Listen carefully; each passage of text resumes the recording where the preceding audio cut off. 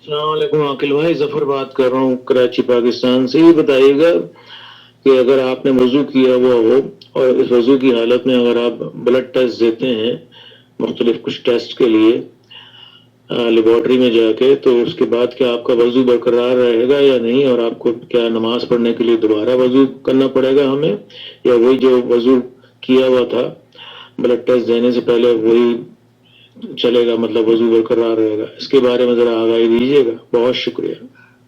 نحمد ونصلی علی رسول الکریم، اما بعد۔ سعودی عرب کے مفتی اعظم سماحت الشیخ عبدالعزیز بن باز رحمۃ اللہ علیہ سے یہی سوال پوچھا جا رہا ہے۔ انہوں نے کیا جواب دیا؟ ایسا ہی روزے اور وضو کے بارے میں بھی پوچھنا چاہتے ہیں کہ کیا اگر خون نکل آئے یا بلڈ ٹیسٹ کے لیے لیبارٹری میں خون دیا جائے تو کیا اس سے وضو ٹوٹ جائے گا، یا ہونٹوں پہ بعض مرتبہ خون نکلنا شروع ہو جاتا ہے، یا کوئی چیز لگ جائے تو خون نکلنا شروع ہو جاتا ہے؟ لا يؤثر على الصيام لا الدم من فمك ولا من سائر بدنك۔ آپ کے پورے جسم سے، یہ سنیے، سائر بدن الجراحت لا تؤثر على الصيام، آپ کے جسم پر چوٹ لگنا، آپ نے بلڈ ٹیسٹ کروایا ہے، اس بلڈ ٹیسٹ کرنے کی وجہ سے نہ آپ کا وضو باطل ہوتا ہے اور نہ ہی آپ کے روزے پر کوئی فرق پڑتا ہے۔ لا تؤثر علی الصیام، آپ کے روزے پر کوئی فرق نہیں پڑتا۔ وہکذا الوضوء، یہ بھی وضو بھی اسی میں ہے، نواقض الوضو نہیں ہے، جسم سے خون کے نکلنا نواقض الوضو نہیں ہے، نہ ہی نواقض الصوم ہے۔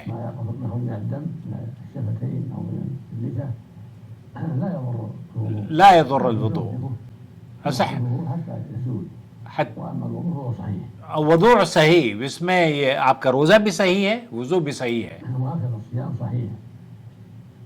إنما لا يفطر الصائم فالحجامة لو احتجم على الصحيح يفطر بها على بعض حالات میں جب حجامہ کا شیخ بن باز فرما رہے ہیں کہ اگر آپ حجامہ کروا لیتے ہیں، لو احتجم علی الصحیح یفطر بها على اصح قول العلماء، تو اس میں اہل علم کا یہ قول بھی نقل کیا جاتا ہے کہ اگر آپ حجامہ کرواتے ہیں تو پھر اس سے آپ اس کا روزہ رکھ لیں۔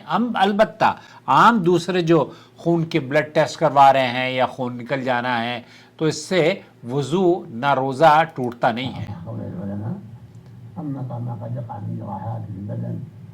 ما یخرج، تو اس سے کوئی اور دوسرے اہل علم کا یہ بھی موقف ہے کہ ایون اس سے بھی وضو نہیں ٹوٹتا یا روزہ نہیں ٹوٹتا۔ روزہ تو خلاصہ کلام یہ ہوا کہ آپ کا جو روزہ ہے نہ بلڈ ٹیسٹ سے ٹوٹتا ہے، خون شوگر کا ٹیسٹ کروائے، یا خون نکلنے سے بھی وضو نہیں ٹوٹتا، نہ ہی آپ کا روزہ ٹوٹتا ہے۔ امید وضاحت ہو گئی ہوگی۔ السلام علیکم ورحمۃ اللہ وبرکاتہ۔